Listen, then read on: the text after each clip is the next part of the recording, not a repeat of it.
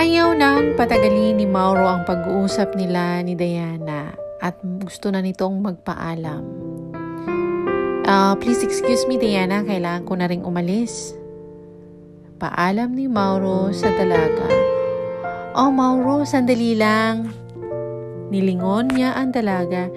Hindi pa kasi ako nagla-lunch baka pwede mo akong samahan. Hindi agad nakasagot si Mauro at hindi alam ang isagot sa dalaga. Bumuka na sana ang bibig niya nang may lumapit sa kanila.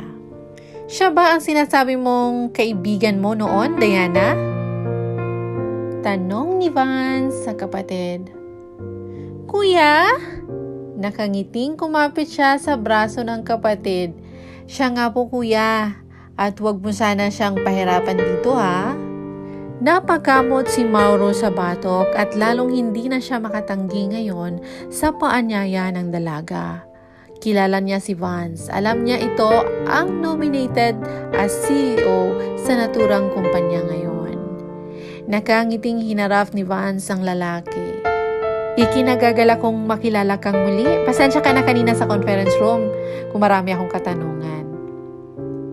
Napalabi si Diana at marahang hinila-hila ang braso ng kapatid at ipinarating dito na hindi niya nagustuhan ang ginawa nito kanina.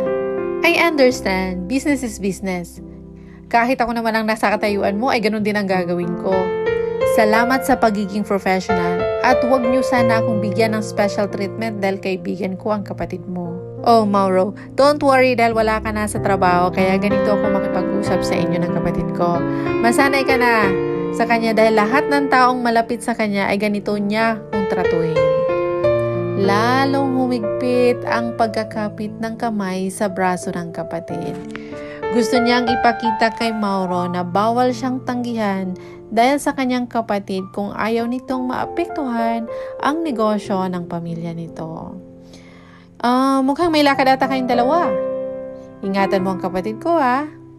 Inalis na ni Vance ang kamay ng kapatid na nakapulupot sa kanyang braso at inabot kay Mauro. Pilit nang ngumiti si Mauro at napilitang samahan ang dalaga.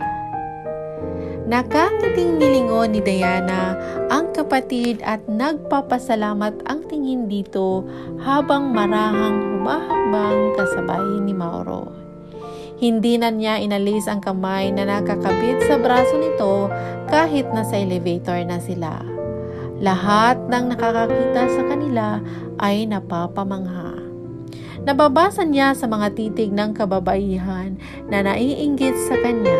Ang gwapo naman kasi ni Mauro at bukod pa doon makisig pa, matangkad din at maganda ang pangangatawan. Pagkalabas ni Charles sa malaking building ay muling tinawagan si Roy. Kailangan niyang makita si Stella at makausap muli.